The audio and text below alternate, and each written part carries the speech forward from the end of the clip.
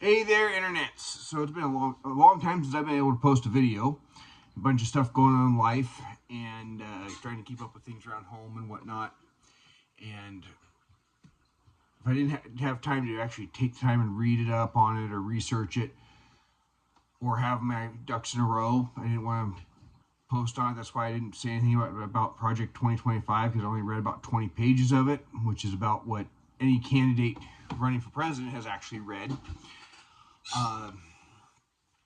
But then last Saturday happened. I felt like I needed to say something, even if I was a week later. And then today Joe Biden finally decided to resign. And mostly I wanted to talk about the Trump being shot at. There's a lot of stuff not adding up, but I've only unfriended one person from it. And some of the left are completely deranged. The Trump derangement syndrome has gone on far too long, but it goes beyond that. But I had just unfriended this week, something I rarely do over politics, unfriended somebody over politics. And what did they do? They tried to shift the blame. They didn't try and victim blame, but they almost did. It was close enough for me. They basically tried to imply that the shooter didn't act alone. They had all these people that basically supported gun rights were also to blame. And that just infuriated me because no, that's not what did it. It's the Democrats' ridiculous rhetoric. And it's not just Trump, and it's not just about Trump. He's just the latest personification for it. I've been listening to this crap since Bush became president. I remember during the debates between Al Gore and George Bush, one of the few times I actually watched any debates to speak of, and Al Gore tried to claim that Bush wanted to make black people 3/5 of a person. In this constant, Republicans are racist, Republicans are stupid, Republicans are fascist, the war on women. Remember that when Romney was running? The war on women. This constant rhetoric. And then, Trump is a fascist and comparing him to a Nazi or comparing him to Hitler. We're trying to say that Republicans are Nazis. At some point, somebody was going to act on that. Now, there's some stuff that's not adding up about why the Secret Service wasn't on that roof or why they didn't have the other property secured to begin with and just say nobody on the property that doesn't belong there. Why someone was allowed to fly a drone overhead. There's a whole lot of other answers, things left unanswered.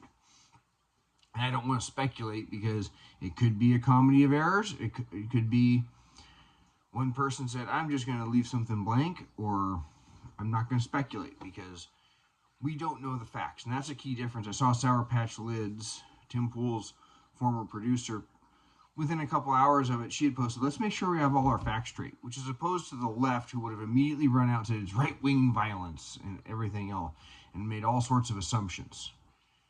But what does a conservative do? Says, wow, maybe we should have our facts straight before we jump to conclusions and start making assumptions. And so the key difference between conservatives and liberals right there. And so I've pretty much had it with anybody that is doing any of that. If you're going to sit there and try and tell me it's justified, and there's some people that are completely tone deaf, still trying to make comparisons between Republicans and Nazis. I got news for you. The Nazis were socialists. Republicans are not. How is giving people more freedom, more rights, and rights, in that most of our rights do come from our Creator. The founding fathers in the Declaration of Independence said we are endowed by our Creator with certain inalienable rights. It doesn't get religion specific. But the idea that parents have rights to view the curriculum, know when certain things are going to be taught, know what's going on with their child if their child is in distress, they're calling that fascism. I did a video on it because they tried to pass a federal level version of a parental rights in education. How is that fascism? Giving parents more power. It's not.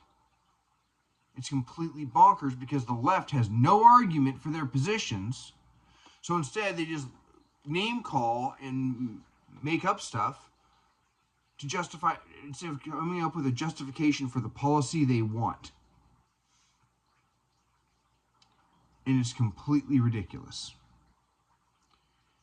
And so I'm not putting up with it. If I hear that somehow, I saw some, I think it was shared by a conservative. I don't think it was libs of TikTok, but someone basically celebrating that a person died that was a Trump supporter and saying and expressing the desire that it happened again, and the first shot that goes off hits home where it was supposed to instead of just going through Trump's ear. But I don't think these people realize how precipitously close we came to World War III. Imagine what the result would be had Trump been shot. You would have had 100 million angry Republicans, a good chunk of whom would be really hard to restrain, unfortunately. You can't sit there and, it's almost reminds me of Star Wars, Anakin helping destroy the Republic to save it. You can't do that. Period. And so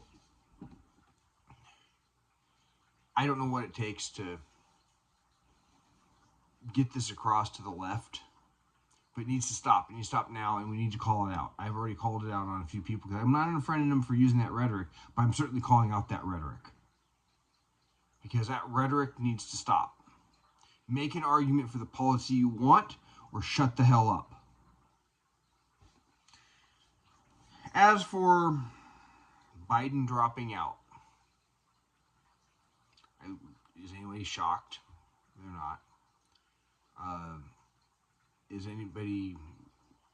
I mean, really, they've been hiding Biden's mental condition for a long time. I think everyone realizes that now. The man has some form of dementia very clearly. And I think we need to, just admit that. But I'm sorry, but if Kamala Harris is not responsible enough to lead the cabinet in saying we need to invoke the 25th Amendment and have Joe Biden effectively removed from office, if she's not responsible enough to do that under these circumstances, she's not responsible enough to hold the office. End of story. Same with the rest of his cabinet. If the man's completely that far gone, as was very evident, she's not qualified to be president. She's not responsible enough. End of story. So that's just some thoughts. And of course, we had the Republican convention.